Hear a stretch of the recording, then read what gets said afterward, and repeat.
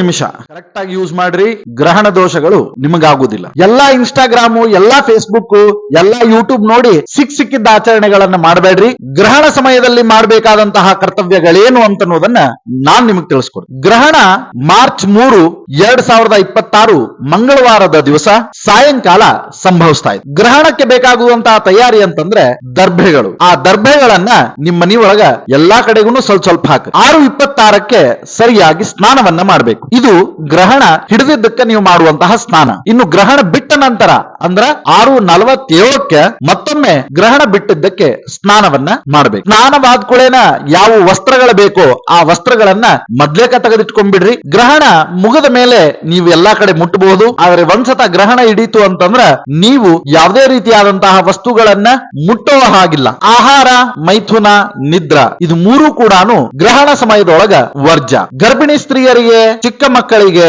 ಮತ್ತು ವಯೋವೃದ್ಧರಿಗೆ, ಗುಳಿಗೆ ಔಷಧ ತಗೊಳ್ಳೋರಿಗೆ, ಹಾಸ್ಪಿಟಲ್ ನಲ್ಲಿ ಇರುವವರಿಗೆ, ಟ್ರಾವೆಲ್ ಮಾಡ್ತಿರುವಂತವರಿಗೆ ಎಲ್ಲರಿಗೂ ಕೂಡ ಒಂದು ಎಕ್ಸೆಪ್ಷನ್ ಇದೆ. ಸೊ ಆದ್ರೆ ಈ ಎಕ್ಸೆಪ್ಷನ್ ಏನಪ್ಪಾ ಅಂತಂದ್ರ ನೀವು 6:26ರಿಂದ 6:47ರವರೆಗೆ ಏನೂ ಸ್ವೀಕಾರ ಮಾಡೋ ಹಾಗಿಲ್ಲ. ಇದಕ್ಕಿಂತ ಮುಂಚಿತವಾಗಿ ನೀವು ಆಹಾರವನ್ನ ಸ್ವೀಕಾರ ಮಾಡಬಹುದು. ಇನ್ನು ಉಳಿದವರು ಬೆಳಗ್ಗೆಯಿಂದಲೇನೆ ಉಪವಾಸಾದಿಗಳನ್ನ ಮಾಡುವಂತದ್ದನ್ನ ಆಗಿರಬೇಕು. ಸೊ ಉಪವಾಸದ ನಿಯಮಗಳು ನಿಮ್ಮ ಅನುಕೂಲ, ನಿಮ್ಮ ಆರೋಗ್ಯ. ಸೊ ಈ ಗ್ರಹಣ ಕಾಲದೊಳಗ ನೀವು ಹೇಳಬೇಕಾದಂತಹ ಮಂತ್ರ ಆ ಜ್ಯೋತಿ ಸ್ವರೂಪನಾಗಿರ್ತಕ್ಕಂತಹ ಕಾಲವನ್ನ ನಿಯಮನ ಮಾಡತಕ್ಕಂತಹ ಭಗವಂತ ಶುಂಶುಮಾರನದ್ದು. ಬನ್ನಿ ಹಾಗಿದ್ರೆ ಆ ಮಹಾಮಂತ್ರವನ್ನ ನೋಡೋಣ. ನಮೋ ಜ್ಯೋತಿರ್ಲೋಕಾಯ ಕಾಲಾಯನಾಯ ಅನಿಮಿಷಾಂ ಪತಯೇ ಮಹಾಪುರುಷಾಯ ಅಭಿಧೀಮಹಿ ಓಂ.